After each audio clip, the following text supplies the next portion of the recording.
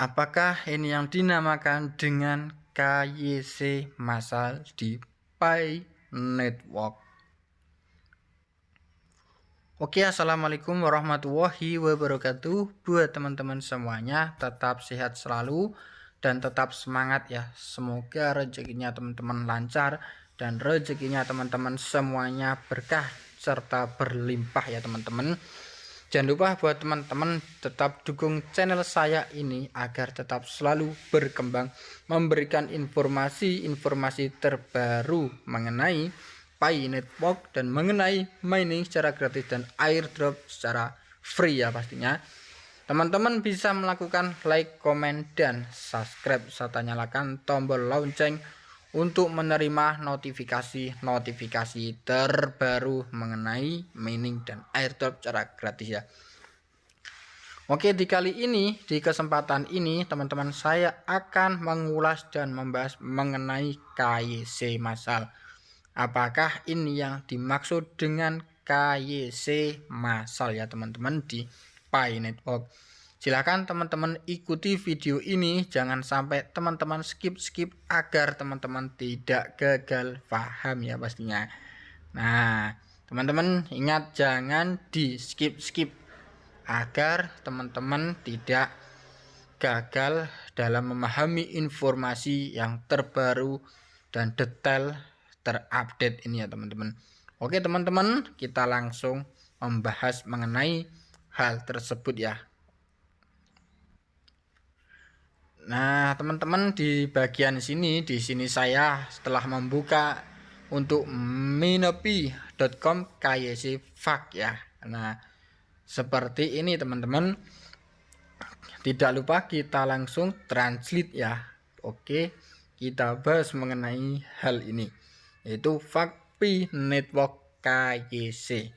Oke, KYC atau kenali pelanggan Anda adalah prosedur untuk terlebih dahulu mengidentifikasi dan kemudian memverifikasi identitas pengguna. Pi Network menggunakan solusi KYC eksklusif untuk memverifikasi identitas jutaan pioner di seluruh dunia secara terukur untuk memasukkan mereka ke blockchain dan ekosistem mainnet. KYC tidak hanya penting untuk integritas jaringan dan kepatuhan, tetapi juga memastikan bahwa KYC adil bagi semua pioner manusia yang telah menambang dengan jujur di akun mereka sendiri.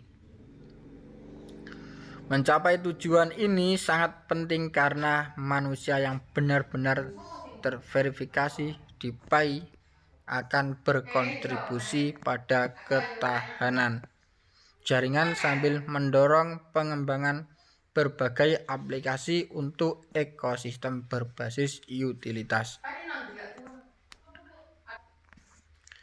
Selama setahun terakhir, perangkat lunak Pi KYC terus diperbarui untuk memungkinkan semakin banyak perintis melamar, menangani banyak kasus sudut yang berbeda dalam proses aplikasi, dan memverifikasi identitas jutaan perintis untuk mempersiapkan mereka untuk migrasi mainnet mereka. Sambil melindungi integritas jaringan, kemajuan KYC dari seluruh jaringan akan tetap menjadi prioritas utama komunitas, termasuk tim inti, validator, dan pioner, dan salah satu dari dua tujuan utama periode jaringan tertutup di fase mainnetnya. KYC, apakah Anda masih perlu mendapatkan slot KYC yang ditetapkan secara acak oleh sistem? Katakan tidak.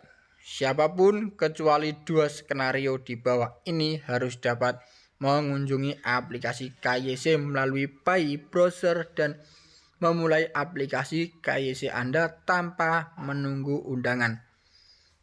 Penetapan slot KYC berbasis utilitas hanya digunakan di masa lalu. dan proses telah diperbarui untuk memungkinkan siapapun memulai. Yang pertama, akun baru dibuat tidak akan bisa langsung mengajukan verifikasi KYC sampai setelah menambang selama 30 hari.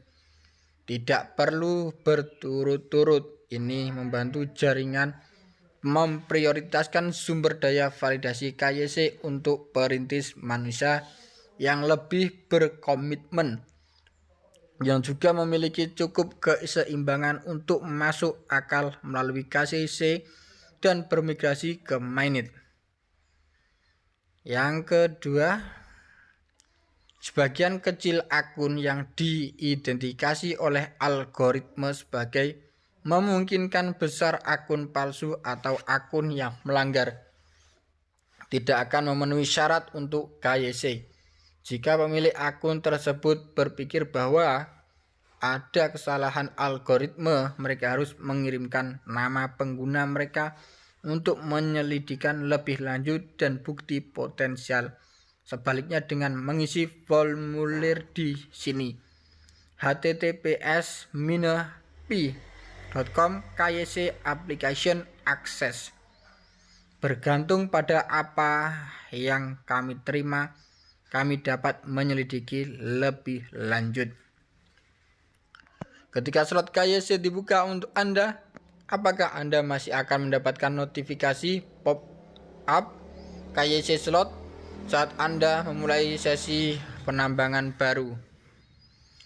Notifikasi sebulan KYC tidak boleh digunakan sebagai satu-satunya cara agar pionir mengetahui apakah mereka memenuhi syarat untuk memulai aplikasi KYC atau tidak.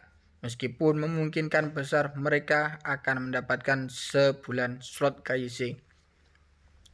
Developer harus langsung memeriksa kelayakan KYC mereka di aplikasi KYC pre-browser. Ya. Sekarang PKYC terbuka untuk semua. Bagaimana saya bisa mengajukan KYC? Oke.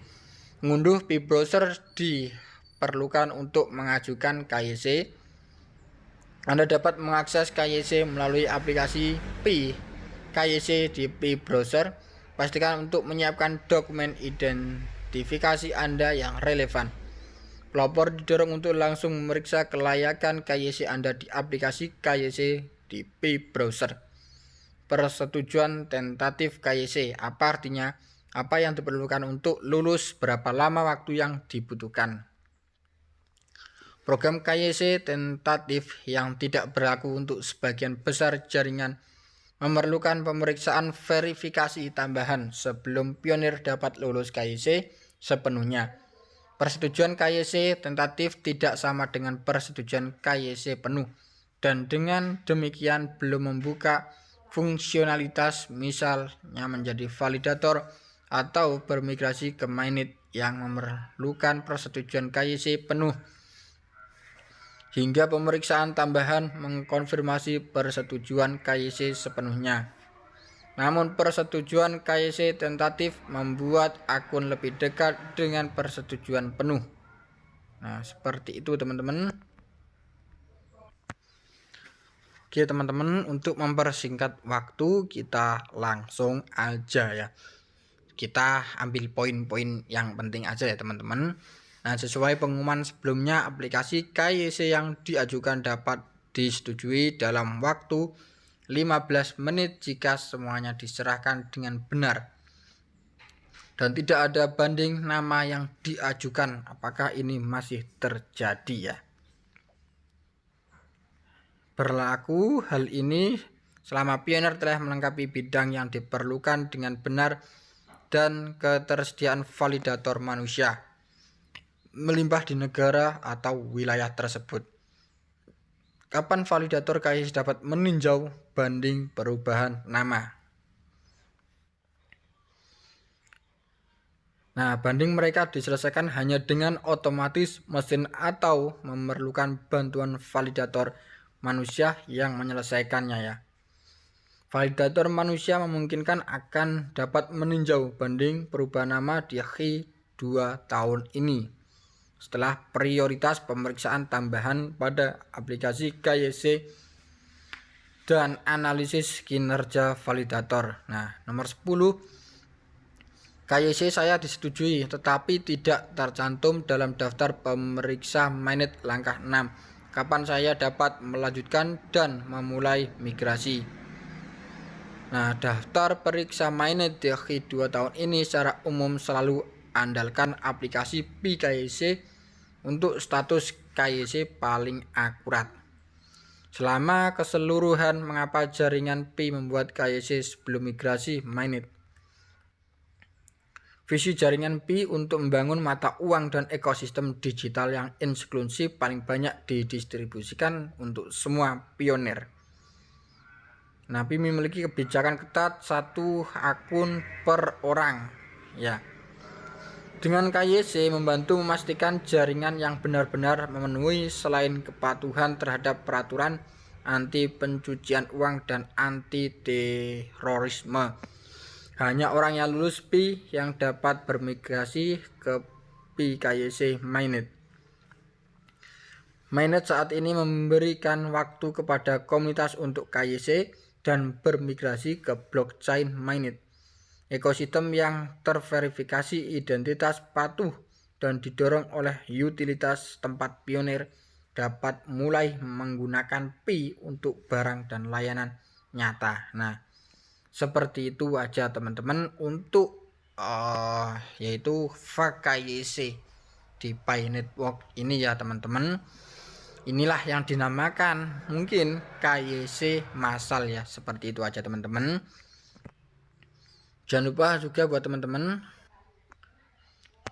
selalu dukung channel saya ini agar tetap berkembang ya teman-teman, memberikan informasi terbaru. Nah, jika teman-teman belum mendapatkan slot KYC, silahkan teman-teman semuanya minta undangan kepada upline-nya masing-masing ya, agar cepat-cepat diundang dan melakukan KYC serta menunggu untuk bermigrasi ya setelah dicantumkan ke daftar lulus KYC. Oke teman-teman, jika teman-teman berminat untuk mining yang lainnya, teman-teman silahkan simak video saya ya. Di situ saya sudah mereview. Jangan lupa buat teman-teman share video ini dan like, comment, subscribe serta nyalakan tombol lonceng untuk menerima notifikasi terbaru mengenai Pi Network ini ya. Kurang lebih seperti itu dari saya ucapkan terima kasih. Saya akhiri. Wassalamualaikum warahmatullahi wabarakatuh.